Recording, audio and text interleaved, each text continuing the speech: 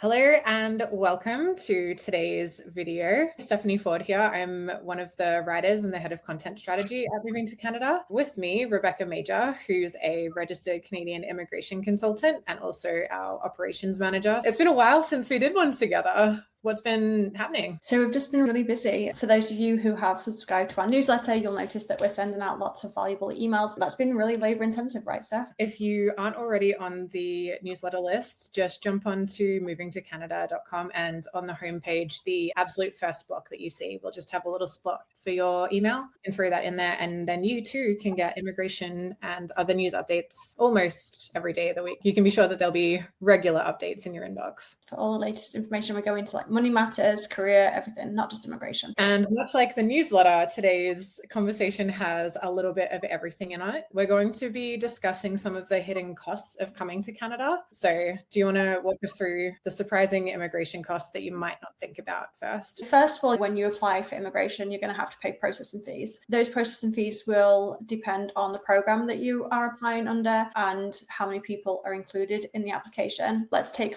Express Entry, for instance. You can expect to pay a bit more than $1,500 in processing fees. That increases if you have family members joining you. For a family of 4, closer to $4,000. There's also a lot of hidden costs associated with immigrating to Canada, and I hit on this in a video I did about 5 things you need to know about entering the Express Entry pool, because when people enter the Express Entry pool, they think, okay, it's free, but that's not true. You're going to have to provide supporting documents, and those can add up. So if you're looking at language testing, that can vary depending on the type of language test you take and where you are, but it's going to be a couple of $100. Educational assessment, again, a couple of $100. Medical, a couple of $100. All of them are a couple of $100, but that really adds up. We'll show a slide of general fees of what you can expect. Bear in mind that it will vary depending on where you are, which immigration program you are qualifying for, and things like that. Just the immigration, that's just getting you to Canada.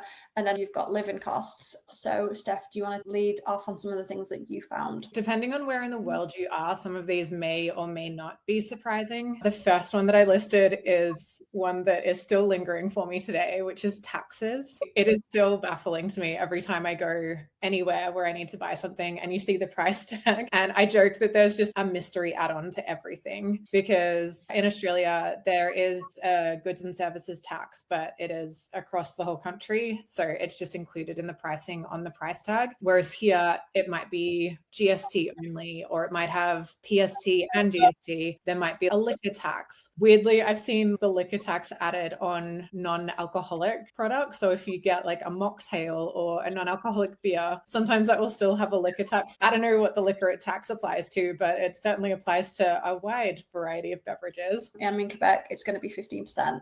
But when my family come to visit, it's all hell breaks loose. Like, they almost refuse to buy stuff because they're just like, this is ridiculous. I don't know how much it's going to be. When you go shopping, the ticket price will exclude sales tax. So you'll get to the cash and they will add, depending on where you live, between 5 and 15%, which is a substantial amount, and it throws you. For the most part, I buy a lot of my stuff on Marketplace or on the secondhand market. There tends to be like fewer taxes if you're just buying it from a Facebook Marketplace or wherever. So because it doesn't have a huge daily impact on my life, I haven't spent the brain calories trying to work out what the taxes are. But if you are a little bit more of a shopping as a hobby kind of person, or you, you spend a bit more time in the retail stores, it can be a good idea to work like what you're paying taxes on and how much it's going to be, so that when you're doing the maths on whether or not something's worth it, you don't get to the counter and then, realize it's a price that maybe you wouldn't have paid for an item. I'm just going to jump in here because that's a really interesting distinction.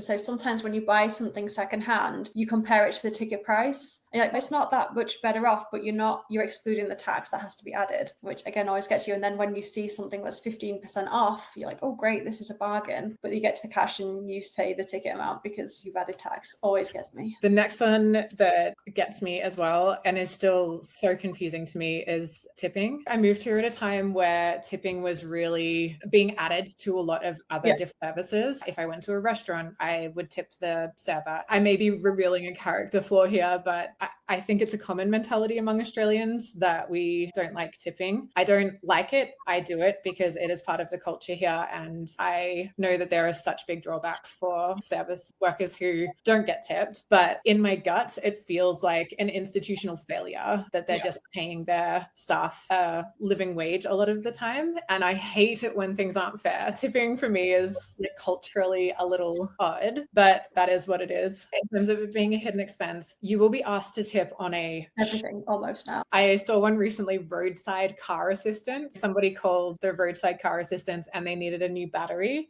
And the person who gave them the battery, bear in mind, they're already paying a service fee for this roadside car assistance. And I don't know, maybe they had the annual membership, but they were then asked for a tip on the battery replacement service. Grabbing a beer at a brewery, you'll be asked to tip. Grabbing takeaway food, you'll often be asked to tip. Grabbing coffee. I honestly do not know what the right and wrong answer is for when you're supposed to tip. You go to the hairdresser, you tip. Tipping is not a massive thing in the UK. I've worked in the hospitality industry, so I'm very thankful for tips. But you had said a good point. When you came to Canada, that's when the tipping revolution happened, where you were tipping more. I think that maybe have been from COVID because more people were like ordering in. The reality is that whenever you go somewhere and they ask for a tip, they're most likely going to give you a screen and it says 18%, like 20 to 22%, and then 25%. I was very surprised by 18% being the starting point for a tip. In the movies, it started around 8 and then went to 15 for really good service. So that surprised me. And I did see research saying that most Canadians think that a starting point of 9% is fair and then like up from there. But while people feel that 9 or 10% is fair, most of the time you're probably going to be tipping closer to 20% unless you actually go through and say no to that tip and then like type in your own amount or type in your own percentage, which is very socially uncomfortable for a lot of people. Say if you order takeout, you have to add tax and add tip, which you're looking at an extra 30% on the bill. If you're ordering for a single person or if you're ordering for a family of 4, it adds up. If you're also new to tipping, find an approach that's comfortable for you and go with that. You've said when in doubt, tip. I've adopted the same approach because I just don't know what is the right thing to do. And I would rather not leave somebody out of pocket. I did want to say I have family members who work in the service industry here. And if you do, especially go to a sit down place and you don't tip or you don't tip like the 15%, there could be money coming out of your service pocket for them providing the service to you, because you still have to tip out the kitchen and some of the other service team members. A small tip or a no tip can actually mean that the person who has spent the time serving you at your table ends up paying out of their pocket to do that. That's awful. It is. But again, it goes back to the thing that broken. The next one I had is paying for bank accounts. I was just used to not having a fee for a daily checking account. So I was surprised to see fees on many accounts in Canada. I've seen like as high as $20, $25. Wow. Luckily, there are banks with newcomer offers that waive fees in the first years. So keep an eye out for those. I find banking fees actually do add up, because if you have a checking account and then you have a saving account, you could be paying for those 2 accounts. And then if you have another account for a different type of fund, like it can add up. Totally took me by surprise as well. I was like, what do you mean it's going to cost me $6 to have a bank account with you a month? The next one was equally shocking for both of us, but the cost of phone and internet plans. I have an average phone plan and I spend $100 a month. 10 years ago or 15 years ago, before I moved to Canada, I would never imagine spending $100 a month on a phone plan. I think that's absolutely absurd. When I was in the UK, I was spending equivalent to $15 for probably more minutes and more whatnot. Phone plans are just ridiculous, and internet, that's not cheap. My first few months here, I basically just refused to pay the prices that they were asking for. So I had this $15 plan in Australia for $15. My plan had a few minutes of calls and I think it was 250 megabytes of data. I had that for quite a while. It wasn't until I was just like constantly hotspotting off my partner whenever we went anywhere. But I will say, since I arrived and the plans that are available today, there has been a whole world of improvement. I do still find them more expensive than I would be comfortable paying. But yeah, phone plans, internet plans, it's a tough one. If you can nab a newcomer deal or any kind of deal on phone plans or internet plans, We'll drop a quick sneaky link to some deals that we have exclusive for our community. Take advantage of those if you can, because saving any money there is very good for your soul. The next one on my list is moving houses. I know not everyone is going to move around, but I do think it's a fairly common experience to move more frequently within your first few years of being in Canada, as you work out like which neighborhood you like, where you want to be. Maybe you'll move jobs and end up needing to move spaces. My realization was that as you move, your furniture isn't going to work for the next space, and that buying really high quality new furniture potentially for the first space I was going to be in isn't the best use of my money. The first few years I was really vigilant in sticking to secondhand purchases, as well as buy nothing groups were quite handy,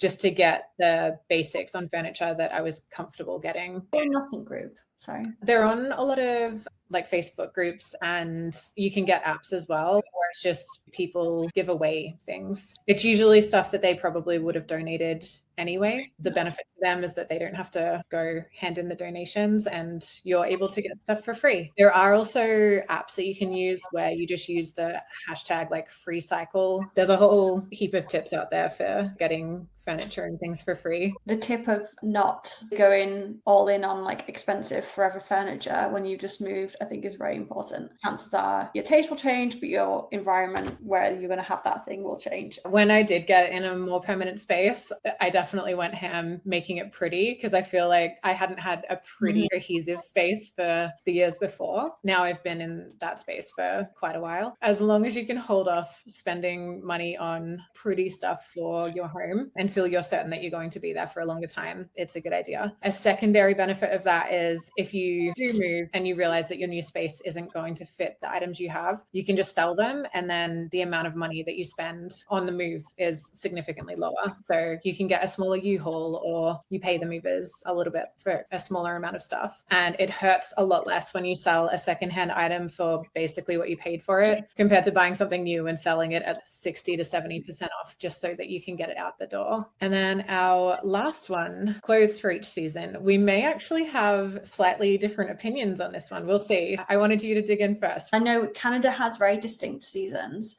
and I find something that I buy for spring, like a spring coat, will not be sufficient for winter. In the UK, I might just have one jacket, whereas here I would need a couple of jackets for those different seasons or the different types of weather. That's an expense. Same for shoes. You need different winter shoes and different summer shoes, whereas previously I could just get away with one pair of shoes kind of thing. But another thing I found when I first moved to Canada, I purchased a lot of things in anticipation. I didn't buy the best quality and it didn't last very well. I didn't know what I wanted. And as I've lived here, I've realized that buying fewer quality pieces is much better than having more items of clothing. A really good winter jacket will serve you so well. It will mean that you go out. It will cost you more, sure, but it means you will go out more. Having boots which are fully waterproof and warm will cost you more money, but they will last you several years, and you will be more encouraged to go out and enjoy the Canadian winter. If you can invest in fewer quality pieces, especially for winter, would be my advice, because I think in the long run, I've saved money because I've chosen that route. The one really tricky thing is that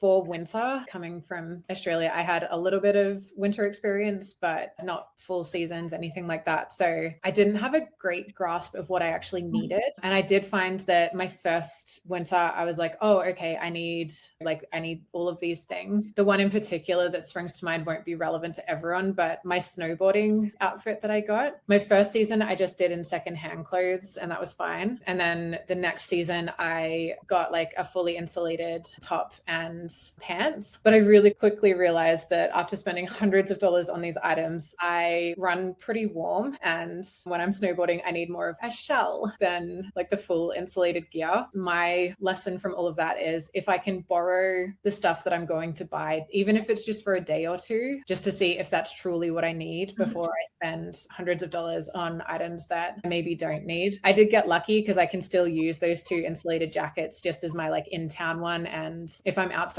but doing something a little less sporty than snowboarding. But if you can borrow something winter-wise before deciding that you need it, it could really save you a couple of $100s. My tactic was more like I found something that I liked and I waited for it to go on sale, which didn't help me necessarily for that season, but I knew for next season I'll be set if I can get it at a cheaper price. even better. But I know that it's going to last me many years. Again, that's a luxury to be able to do that, acknowledging that. But if you can and take the time to research, I think is the best thing. So just make sure you're using that money wisely. That was the complete list of hidden or surprising costs. So if you want this type of information, but in a much shorter format, definitely subscribe at movingtocanada.com in that first little box that you see. Perfect. Thanks, Steph. Yeah, thank you. It's a blast to do this again with you. Definitely is. Bye, everyone.